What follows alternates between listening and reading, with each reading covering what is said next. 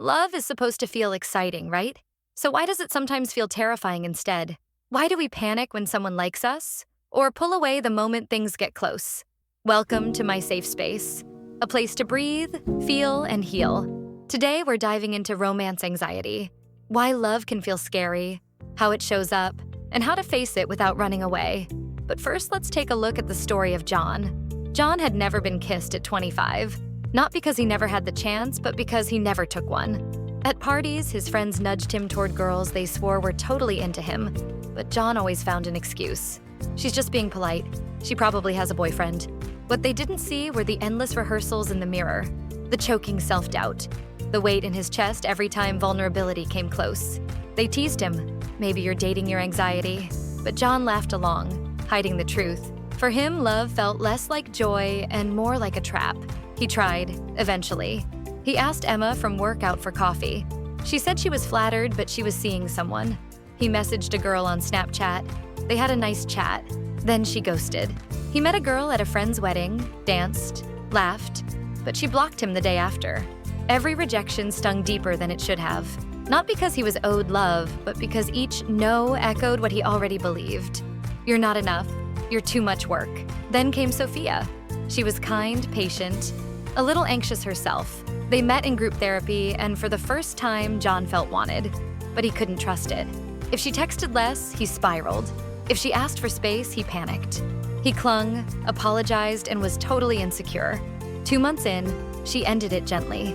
You're a good person, John, but it's like you're waiting for me to hurt you. I can't keep proving you're lovable. He just whispered. I knew this would happen.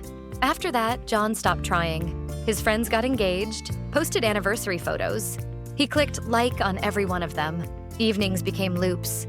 Microwave meal, scrolling, TV, sleep. Loneliness wasn't painful anymore. It was permanent. One Saturday morning, after a wedding he wasn't invited to, he drove 3 hours to a beach town. No plan, no luggage, just music and salt air. He sat on the sand, watching waves move the way he wished he could. He typed a note on his phone. I don't know how to want love anymore without fearing it. I'm tired of being the only one I can't forgive. Then deleted it because no one would read it anyway. On the way back, a gray-bearded man at a gas station looked at him and said, You look like you needed to leave something behind. John said nothing, but for the first time in a long time, he felt a little less numb. 3 weeks later, he started therapy again. Not out of hope, out of exhaustion. His therapist, Dr. Reen, said something that surprised him. You're not afraid of being unloved. You're afraid of being seen and still being left. What do I do with that? He asked. Stay, she said. Stay in discomfort. Stay when fear says run. Stay when vulnerability burns. It wasn't instant, but slowly John practiced staying. He apologized to Sophia, not to win her back, but to admit she'd been right. She replied, I'm glad you're doing the work. He joined a writing group, said yes to coffee, complimented someone without rehearsing it 10 times. The fear never disappeared. It buzzed like static in the background. But one day, he asked Nina from the writing group if she wanted to read together. She said yes. They sat in silence at first. Then she started the conversation. An hour passed and John didn't notice.